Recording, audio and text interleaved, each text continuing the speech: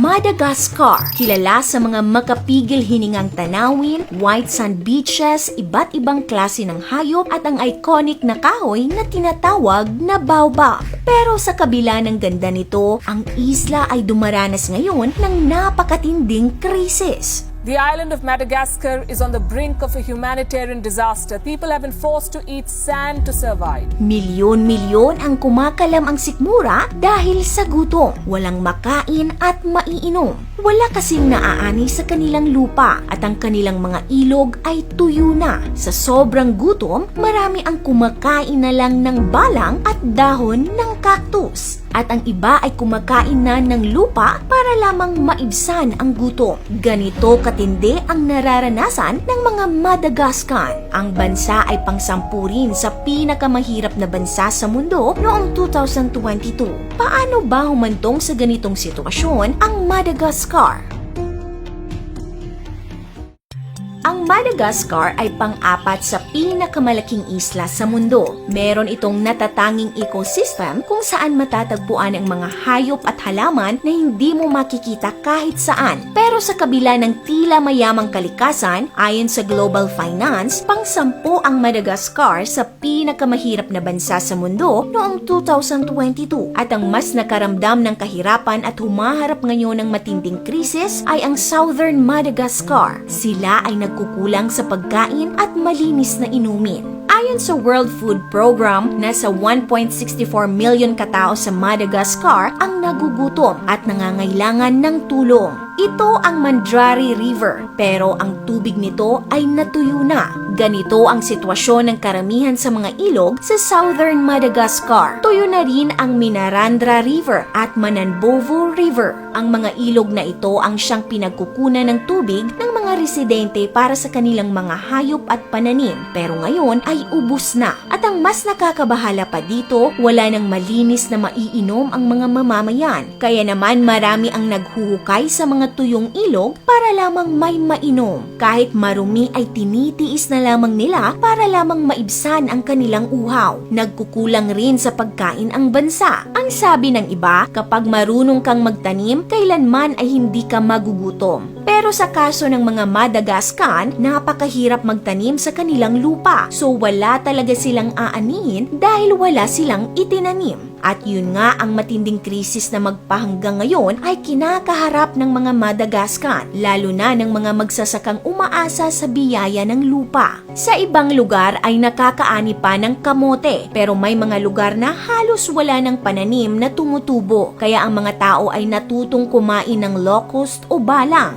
Ang mga dahon at bunga ng cactus na karaniwang pagkain ng mga alagang hayop ay pinagtsatsagaan na rin, magkalaman lang ang tiyan. At meron pang iba na mas matindi ang tinitiis kainin para mapawi lang ang gutom. Naranasan na kasi nila ang matinding tagtuyot noong 1990s kung saan marami ang namatay dahil sa gutom. Kaya naman natutunan nilang kumain ng lupa o white clay na inihahalo sa bunga ng sampalo. Survival soil nga kung ito'y tawagin. Inihahalo ito sa bunga para mabawasan ang acidic o maasim na lasa ng sampalo para kanilang makain. Sa katunayan, ang Madagascar ay nakakuha ng pangatlo sa may pinakamataas na score sa Global Hunger Index 2022. Ibig sabihin, napakarami talagang gutom sa kanila. Bakit ba ito nangyayari?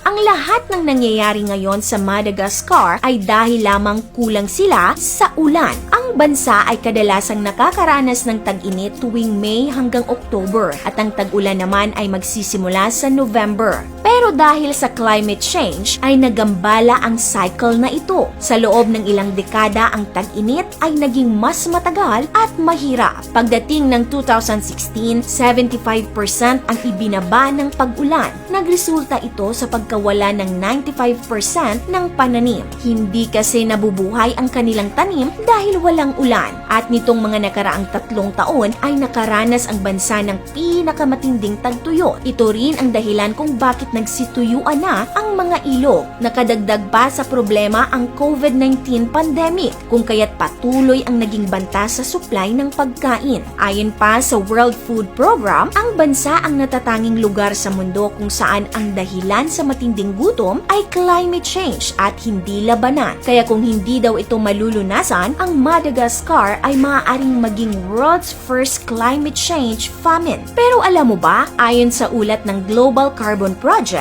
mas mababa pa sa 0.01% lamang ang kontribusyon ng Madagascar sa carbon dioxide emissions. Pero isa sila sa dumadanas ng matinding pinsala nito. Speaking of carbon emissions, alam mo ba, nagalit rin noon si dating Pangulong Duterte sa United Nations at pinangalanan pa niyang hipokrito at stupid ang mayayamang bansa dahil sa ibinubuga nilang carbon emission. Itong United Nations and its just countries are really hypocrites. Kung gusto niyo pong malaman ang kwento nito, ilalagay po namin ang link sa description at comment section. Bukod sa climate change, ayon naman sa ibang eksperto, ang iba pang dahilan ng krisis ay dahil sa matinding kahirapan, kapabayaan ng pamahalaan, mahinang klase ng infrastruktura at ang likas na pabago-bagong kondisyon ng klima. Dahil sa nangyayari sa Madagascar, ang kanilang gobyerno ay gumagawa ng paraan para masolusyonan ang napakalaking problemang ito ng bansa. Ayon kay Soja Lahimaro, governor ng Androy Region, may mga plano na ang gobyerno para magpagawa ng kalsada at malalaking water pipes, pero wala pang katiyakan kung kailan ito maipapatupad. May mga social protection programs din ang gobyerno na ipinatupad noong 2015, pero ang inilala ang gastos ay mababa pa rin, 0.3% lamang ng GDP, kumpara sa average 1.2%